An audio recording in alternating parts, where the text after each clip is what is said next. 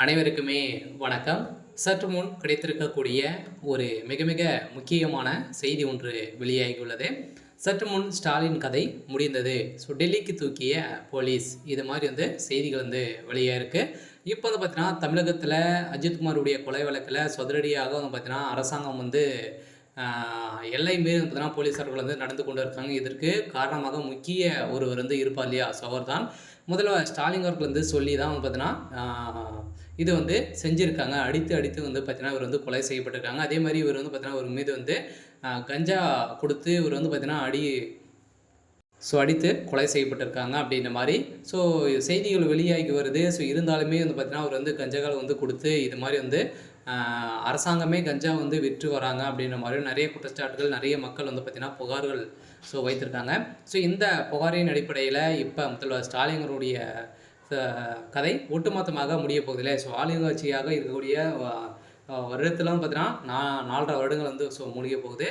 இந்த நிலையிலும் முதல் வருடத்திலேருந்தே முதல்வர் ஸ்டாலின் எக்கச்சக்கமான எங்கே பார்த்தாலும் ஊழல், கொள்ளை இது மாதிரி தான் பார்த்தீங்கன்னா நடந்துட்டு இருக்கு.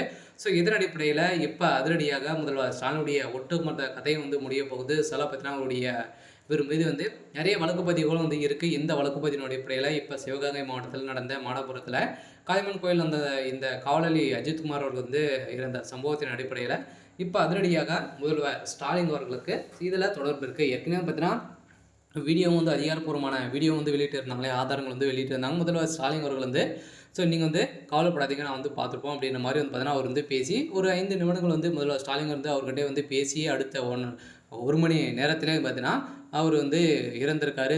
இந்த நிலையில் தான் இப்போ அதிரடியாக பார்த்தீங்கன்னா முதல்வர் ஸ்டாலின் அவர்கள் அதிரடியாக கைது செய்யப்படணும் அப்படின்ட்டு திமுகவுக்கு எதிராக நிறைய போராட்டங்களாக பார்த்தீங்கன்னா எழுந்திருக்கு. இந்த போராட்டத்தின் அடிப்படையில் அதிரடியாக பார்த்தீங்கன்னா இப்போ சிவகங்கை மாவட்டத்தில் இந்த நிகிதா அவர்கள் கொடுத்த வாக்குமூலத்தின் அடிப்படையிலும் இப்போ அதிரடியாக நான் எதுவுமே கொடுக்கல, எந்த அனைத்து நகையுமே பார்த்தீங்கன்னா எங்கிட்ட தான் இருக்குது. இருந்தாலுமே திமுகவினர் இது மாதிரி என்னை பண்ண சொன்னாங்க அப்படின்ற மாதிரி பார்த்தீங்கன்னா இப்போ அவர்கள் கொடுத்த வாக்குமூலத்தின் அடிப்படையில் தான் இப்போ அதிரடியாக திமுகவுடைய தலைமையத்தில் முக்கிய புள்ளிகள்லாம் இதில் சிக்க போகிறாங்க அப்படின்ற மாதிரி பரவலாகவே பேசப்பட்டிருக்கு.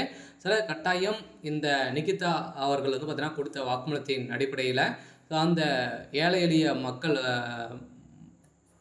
காவலாளி பார்த்தீங்கன்னா இருந்த சம்பவத்தின் அடிப்படையில் இப்போ திமுகவுடைய போலீஸ் பார்த்தீங்கன்னா எப்படி இருக்குது அப்படின்றத மக்களுக்கு எடுத்து சொல்லும் விதமாக இப்போ நடந்திருக்கு.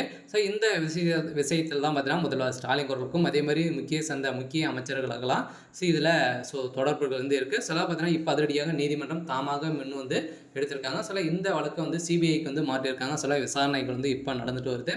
இந்த விசாரணை அடிப்படையில் முதல்வர் ஸ்டாலின் அவர்கள் வசமாக சிக்கியிருக்காரு. ஓகே.